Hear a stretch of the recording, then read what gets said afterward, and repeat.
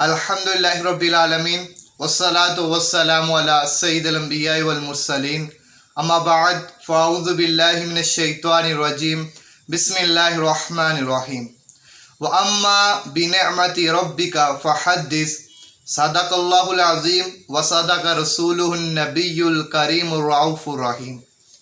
اللہ پاک نے قرآن مجید میں ارشاد فرمایا اور اپنی رب کی نعمتوں کا خوب چرچا کرو۔ اللہ پاک نے مسلمانوں کو بے شمار نعمتوں سے نوازا ہے۔ اللہ پاک نے مسلمانوں کو جو سب سے بڑی نعمت عطا فرمائی وہ یہ کہ مسلمانوں کے اندر اپنا محبوب نبی، اپنا پیارا نبی، اپنا آخری نبی حضرت محمد صلی اللہ علیہ وآلہ وسلم مسلمانوں کو عطا فرمایا۔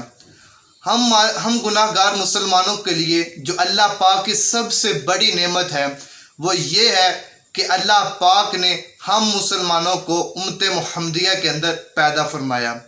اس کے علاوہ اللہ پاک کی بے شمار نعمتیں ہیں جن کا مسلمان اگر شکر ادا کرتا رہے تو شکر ادا نہیں کر سکتا۔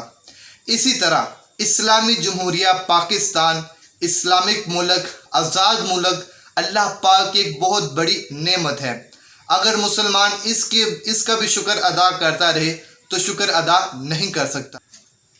1857 کی جنگ آزادی کے اندر جب مسلمانوں نے انگریزوں اور ہندوؤں کا مقابلہ کیا تو مسلمانوں کو شکست ہو گئی۔ انگریز کفار نے اعلان کیا کہ تمام مسلمانوں کو غلام بنا دیا جائے، تو مسلمان کے جتنے بھی اس وقت کے علماء کرام تھے انہوں نے آپس میں مشاورت کی تو مولانا فضل الحق خیر آبادی رحمۃ اللہ تعالیٰ علیہ نے یہ فتویٰ تمام علماء کرام کی مشاورت سے جاری کیا کہ مسلمان کبھی بھی کفار کی غلامی قبول نہیں کریں گے، کبھی بھی انگریز کی خدمت نہیں کریں گے۔ تو انگریزوں نے جب دیکھا کہ مسلمان ان کی غلامی قبول نہیں کر رہے تو انہوں نے علماء کرام پر اور تمام مسلمانوں کے اوپر ظلم و ستم شروع کر دیے۔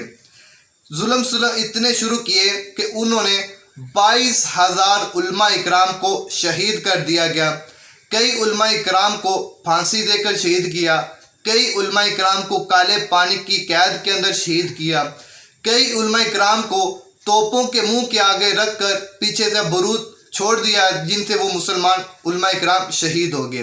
اسی طرح 1857 سے لے کر 1947 تک تقریباً 30 لاکھ مسلمانوں کو شہید کیا مختلف طریقوں سے۔ اب ہمیں کرنا کیا؟ 14 اگست والے دن ہمیں ہو سکے تو روزہ رکھنا چاہیے اور 2 رکعت شکرانے کے اللہ کی بارگاہ میں ادا کرنے چاہیے، اور اسی طرح یتیموں، بیواؤں، مسکینوں کی مدد کریں اور اللہ کی راہ میں صدقہ خیرات کریں، اور ان تمام نیک کاموں کا جو ایصال ثواب ہے وہ تمام مسلمان شہداء کو ان کے ارواح کو پیش کریں۔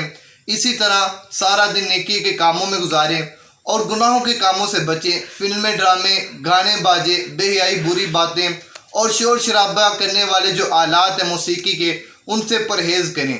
اللہ پاک سے دعا ہے کہ جو کچھ سنا سمجھا اس پر عمل کرنے کی توفیق عطا فرمائے۔ آخر میں میرے ساتھ تمام دوست مل کر نعرہ لگائیں، پاکستان کا مطلب کیا؟ لا الہ الا اللہ، کون ہمارا رہنما؟ محمد الرسول اللہ۔ السلام علیکم ورحمۃ اللہ وبرکاتہ۔